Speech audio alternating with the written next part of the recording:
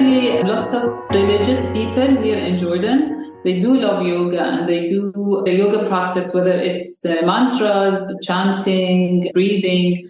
So I was actually shocked of people here accepting yoga and like the culture of yoga. I thought at the beginning they will refuse yoga because they will think it's a religion or it's a kind of a cult, but they were very open to yoga.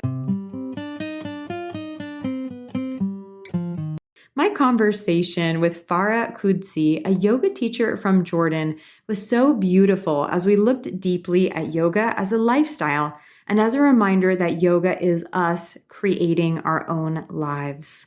I hope that this conversation surprised you, delighted you, and inspired you to see how yoga can be a lifestyle for yourself. So if you're looking to tune into a podcast episode that's all about yoga in Jordan, and about curiosity and openness, then this is the conversation for you.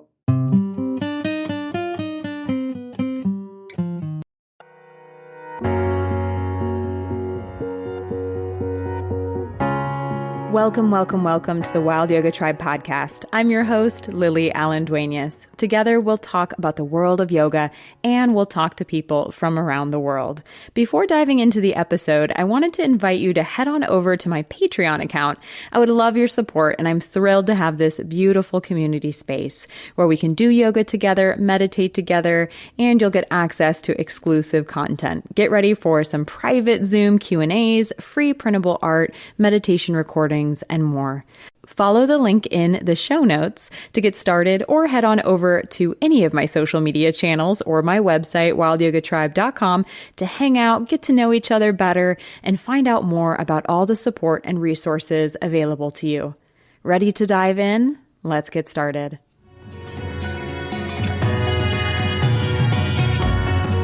Namaste, family, and welcome back to the Wild Yoga Tribe podcast. Today, I'm so excited to welcome Farah Qudsi onto the show today. She's a yoga teacher from Jordan, and she is a trailblazer in yoga education, as she established the first yoga school in Jordan called Namaste Zone. So with over 10 years of experience teaching yoga in Jordan, she completed 7 specialized courses in yoga in India and has taught over 150 yoga teachers. Farah teaches yoga, meditation, pranayama, and therapeutic yoga and office yoga, and her transformational teachings really have had this profound impact in Jordan and have fostered this mind and body connection and empowers individuals on their journey in yoga. So I am so excited to welcome Farah onto the show today. Thank you so much for being here. Hi, Lily. Thank you for having me with you. So just to get started, I would love to hear about your journey and how yoga first came into your life and how you became a yoga teacher. Okay, so basically I started yoga 10, 11 years ago. I was a university student. I studied animation in the university, and I was an athlete and I love fitness. So I was inspired by asanas, the yoga poses. That's how I started yoga. So I started to read more about yoga, and they do a very nice poses. They're very in control with their body. So I want to learn that.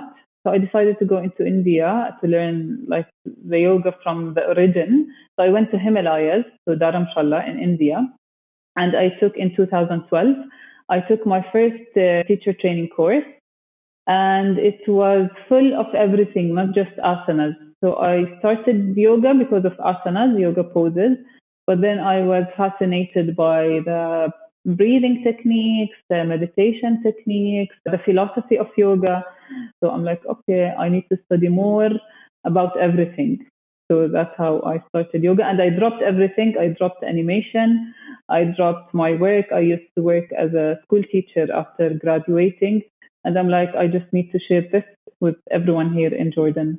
Oh, that's amazing. I've also taken yoga trainings in India. I've gone to Rishikesh and done a few trainings there. So I love India. And I agree with you that going to the source, right? Like going to the origins and learning more, not just about asanas, which of course is the gateway. That's how most people do come to yoga, but learning more about all of the limbs of yoga is amazing. And so also, Farah, I would love to hear a little bit more about your journey to the Indian Himalayas and your subsequent travels to India and how they shaped your understanding of the practice of yoga. Maybe you have a specific moment or a teaching that had a profound impact on you. In India, every moment taught me something from the first minute I arrived in India, because I traveled to Dharamshala first time with a huge suitcase full of clothes and yoga outfits. And then my school was on the top of the mountain, so there was no way to carry this suitcase up to the mountain. It was hard. So this was my first lesson, just to be simple, minimal. It's just about you being there. And then every moment, really, I learned something. The breathing, the asanas, for example, the advanced asanas, it's not just physical, sometimes it's mental. When you learn how to breathe properly, how to be focused, you will be able to achieve the advanced asanas. And then sometimes you're overwhelmed physically and you need something more mentally and for your spirit. So you do breathing, meditation. Sometimes you just need to read and to learn philosophy.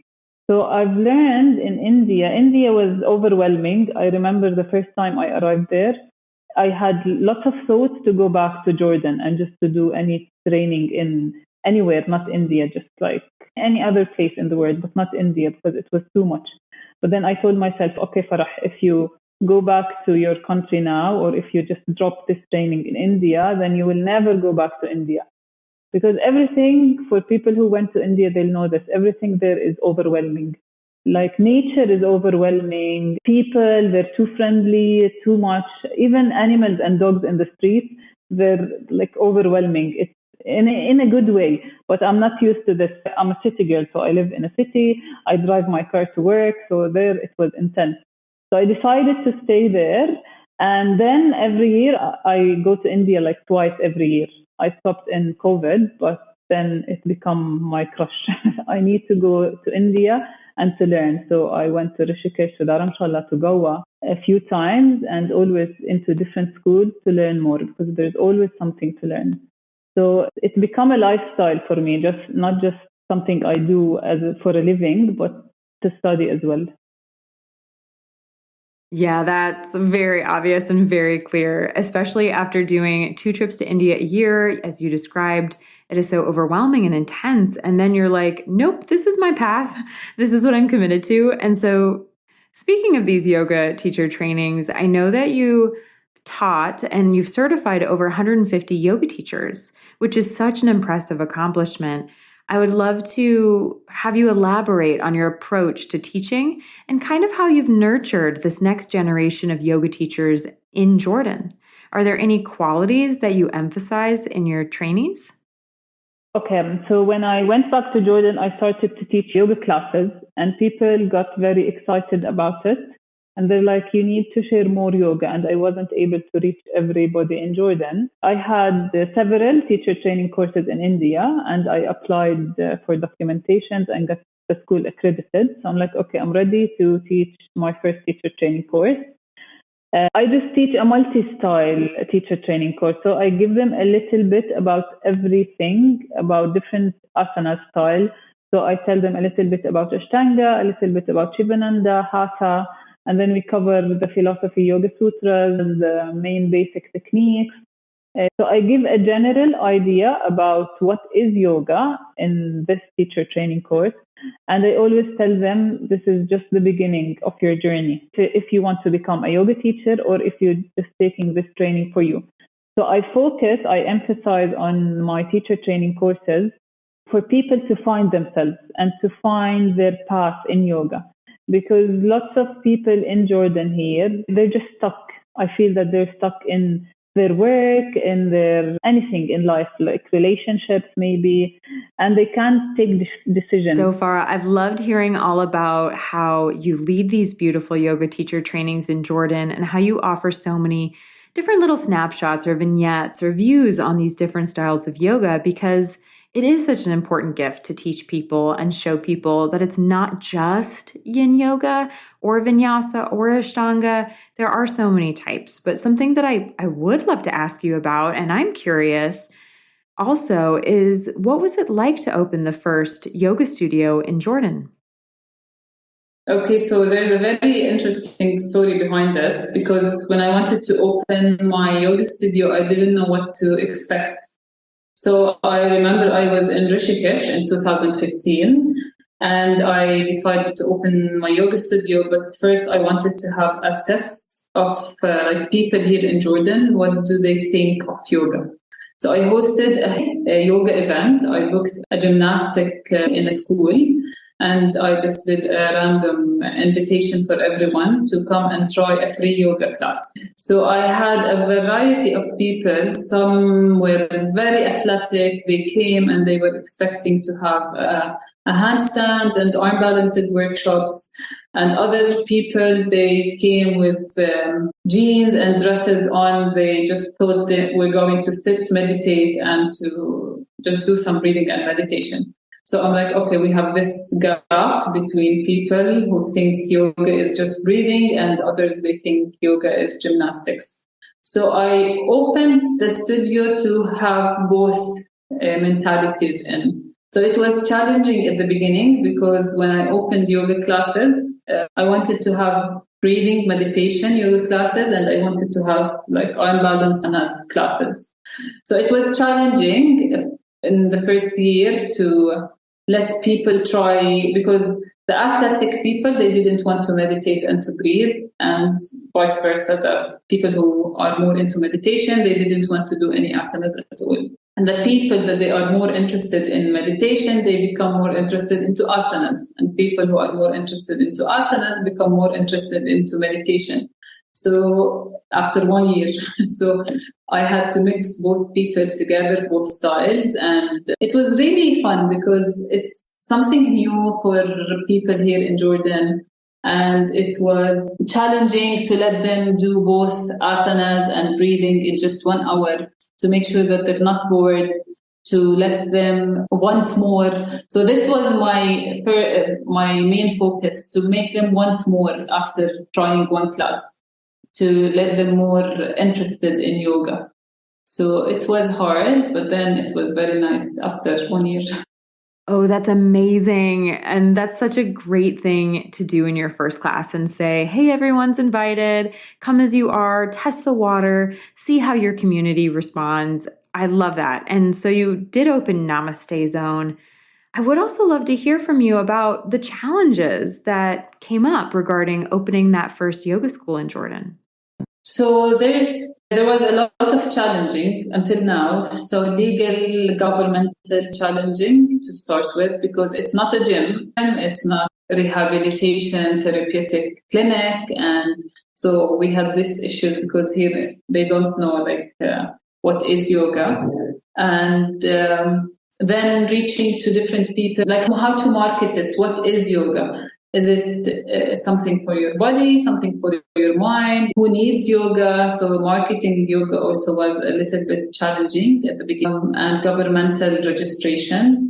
And also like finding the good location because I live in the middle of the city. So I want the studio to be close to lots of people, but then away from the traffic with a nice, relaxing place. So those were the main challenges.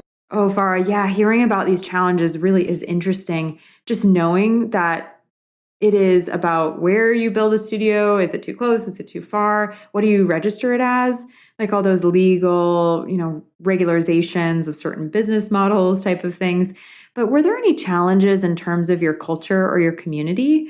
Were there any challenges where people were maybe not accepting yoga or felt threatened by yoga? Or has it just been this like beautiful acceptance and curiosity where people are kind of celebrating something new happening in Jordan?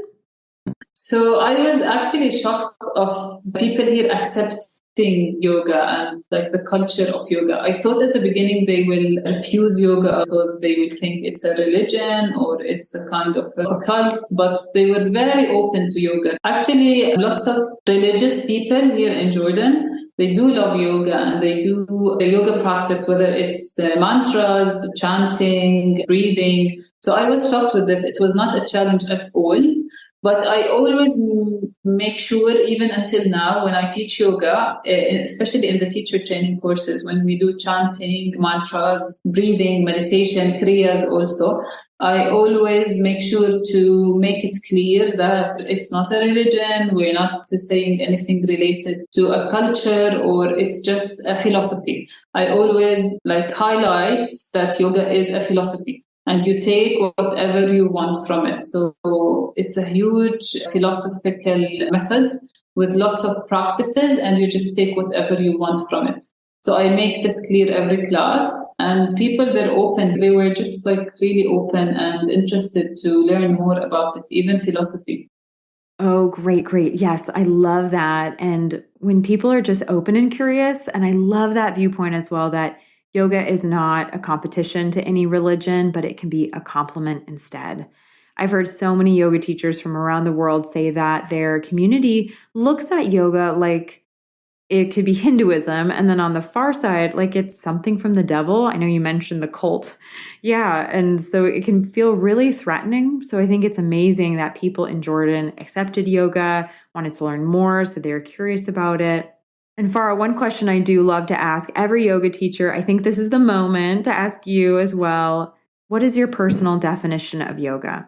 I know that we have the sutras. I know that we have these ancient texts to draw on some of the definitions, but I'd love to hear your thoughts and your own words. Yoga is a lifestyle, and yoga is your character, who you are. So you can practice yoga everywhere, when you're driving, when you're having breakfast, when you wake up, when you brush your teeth, when you go to bed. It's your attitude towards life. So it's not just you on the yoga mat, it's also how do you interact with life around you. Because we create what we live in. It's not like life doesn't happen to us, we create life. So yoga is that. Yoga is us creating our own life. It's just a reminder for us to control our thoughts, to be present, to try to limit any negativity, like being angry or having troubles with people around us or work. It's just creating what we want in life. So it's a lifestyle for me. It's who you are. That was gorgeous. I love that. Yoga is us creating our own life. That's very powerful.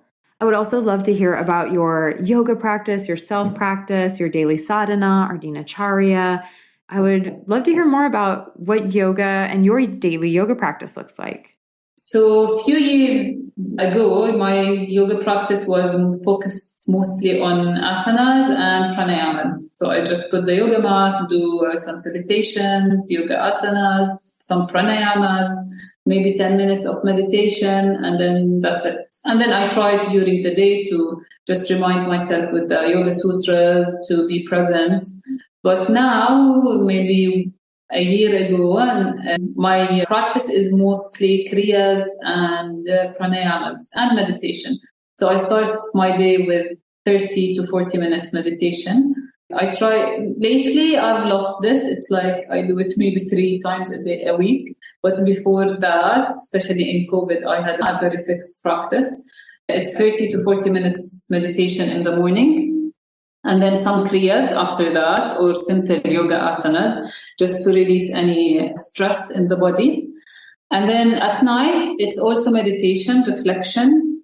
And I don't do any asanas as much because when I teach, I already practice asanas with them.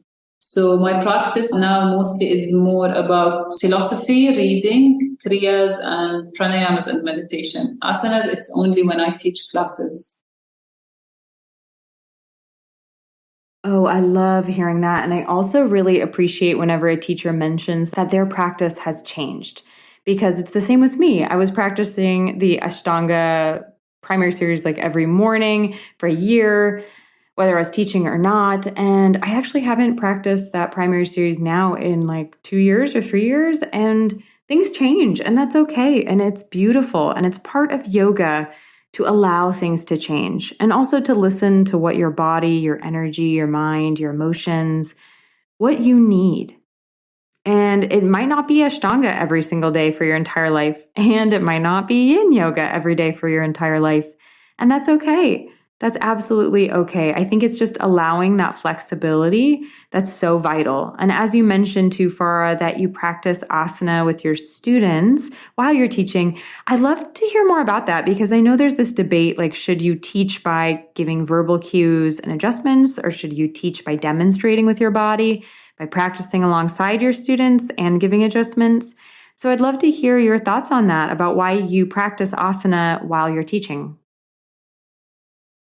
Okay, I don't practice the whole time, but the majority of time, like 80% of the class or 70%, I'm there practicing with them. It's one energy and you are the teacher. So you are creating this energy. You are the source of this energy. So if I'm just standing there and telling them what they need to put more effort to go into the poses or to get into the mood, the zone, and to be really engaged in the practice. But if they will be inspired by you as a teacher, they'll see you doing it, they'll be more engaged. So I like this style of teaching, like to be there with your student, to practice with them. And of course, to get out of your mat and to adjust them, safety first. So to make sure everyone is doing everything safe and then go back to the mat. And so it's about getting into your mat, practicing with them, getting out of the mat, adjusting them in and out. But you are the teacher, you are the source of the energy, and you need to be there to create the energy, to give them the energy to practice. That was so well said, like really well said, because I'm also the type of teacher who I like to practice, again, similar to you, about 80% of the time with my students, because when I can feel the asana in my body as I'm teaching it, my cues and, just my verbal cues that I'm passing on to my students, I just feel so much more vibrant. It is like what I'm feeling inside my body. I can translate that. And of course, we all have different bodies, different biologies, different biographies, but just being able to feel that asana in my body, and then I can translate that to my students, I think so much more beautifully when I'm actually doing the asana as well. And so I would also love to hear, Farah, about your future aspirations and your goals within the field of yoga education. Are there any specific projects or initiatives that you're currently working on or are planning to undertake in the near future? So my main focus or my main goal in Jordan here, it's the same as when I started the school, to reach to as much people as possible here in Jordan. So we taught refugees as well, and we taught people in prison with post-traumatic stress. So I like to reach more communities who really need yoga. So now we're thinking to teach like women in the villages to spread yoga to their mothers, or to just like women and girls around, to go to universities and to make it to have it in the education system in universities and schools, their day or their morning at school with mindfulness, reflection. Each class, maybe they can do some breathing or reflection, mindfulness sessions. So there's no specific plan. It's just like wherever there's a door for spreading yoga and making yoga reach more people, this is my focus, to go there. I like that a lot. And teaching yoga in prisons, wow, that must have been such an intense experience. Could you tell us a little bit more about that? It was interesting. It was intense, but weirdly, they were very engaged and they were very present in the practice. Refugees and people in prison, they were very engaged. They took the practice seriously. They were more excited and more interested about pranayamas and meditation than yoga asanas, which is opposite of most people. So it was very nice. They were always excited for the class where they come. It's like they don't really know how to breathe or how to disconnect. So they just need this, or they need someone to tell them how to disconnect, how to breathe, how to slow down. Yeah, it was very nice. It was peaceful for me. I was always looking forward for this class because you can tell that people are really engaged in it. Wow, that is so powerful that they were so engaged and curious about pranayama and meditation versus the asana. I do think that it's really interesting. And also hearing that you had such a positive experience is so beautiful.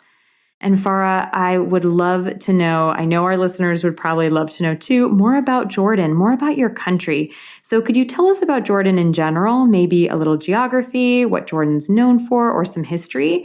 Anything you'd like to share about Jordan, we'd love to hear it. So Jordan is a very interesting place. We have something called, for me, I'm more into nature, hiking and mountaineering. So I talk more geographically about Jordan. So Jordan, we have something called Jordan Trail, where you go from the north to the south of Jordan in 50 days. And you can experience different things. You can go to the lowest point on earth, which is Dead Sea. And then you can go to Petra, which is one site of the Seven Wonders. And then there is a lot of valleys, a lot of mountains. So from valley to a mountain. So geographically, Jordan is interesting because you can see a lot in a very short period or like a short distance. And my favorite place in Jordan is desert. We call it Wadi Rum. It's a very nice desert. And the story behind it, they say it was an ocean, something like that. So that's why the mountains in the desert, they look like under the sea or under the ocean. And then it become into a desert. So it's a very peaceful place to be there. We always have yoga retreats there where we go and meditate and breathe. It's a very serene place where you're just there. You can hear nothing. You just see the mountains, the sunset, the desert. Also, the people in Jordan, they're very friendly. You can always walk into the street, and if you're lost or if you need any help, people would love to help you. And there's a lot to do in Jordan into nature, hiking, food, also the culture. It's rich with culture. So it's a very nice place. I'm never bored here in Jordan. Wow, I love hearing all about it. And just about the mountains, the trail, 50 days north to south. Gorgeous. Wow.